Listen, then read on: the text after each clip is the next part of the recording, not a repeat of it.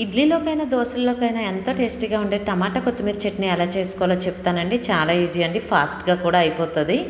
దానికి కావాల్సినవి టమాటాలు, కొత్తిమీర, పచ్చిమిరపకాయలు అండి. 1 స్పూన్ జీలకర్ర, 2 స్పూన్లు శనగపప్పు తీసుకోవాలండి, పచ్చి శనగపప్పు.